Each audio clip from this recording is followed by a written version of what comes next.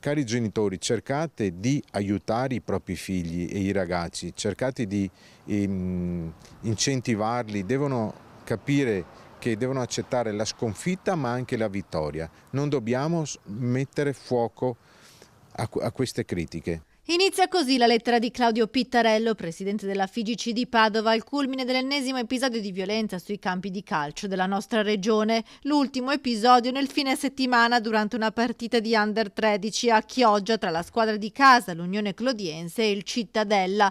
Un gruppo di genitori ha iniziato ad insultare un dirigente di Chioggia e sarebbe iniziata una rissa sugli spalti tra mamma e papà. Uno addirittura sarebbe stato colpito con una bottigliata e la partita è stata sospesa. Dopo questo ennesimo episodio, il presidente della FIGC padovana ha scritto una lettera indirizzata non solo agli atleti, ma soprattutto alle famiglie e alle società sportive. Siamo arrivati a un punto non più tollerabile e questo, come ho scritto in questa lettera, ho coinvolto genitori, allenatori, arbitri e quant'altro. Perché? Perché ogni domenica, ogni weekend succedono questi fatti. E non nascondo che anche ieri è successo un fatto nell'attività di base e a questo punto arrivare su una categoria attività di base esordienti mi preoccupa. Ecco perché ho scritto questa lettera, per dare un messaggio incisivo a queste persone, a questi dirigenti e a questi genitori, perché dobbiamo cominciare a navigare su un'altra rotta.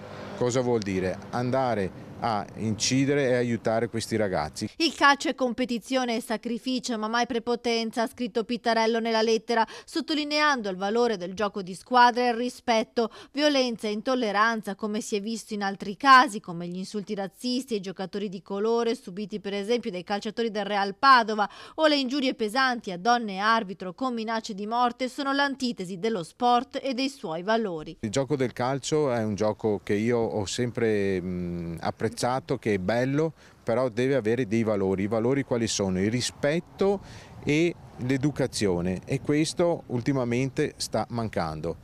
Dunque quello che io voglio e ripeto, questo messaggio deve arrivare a tutte le persone, a tutta questa società.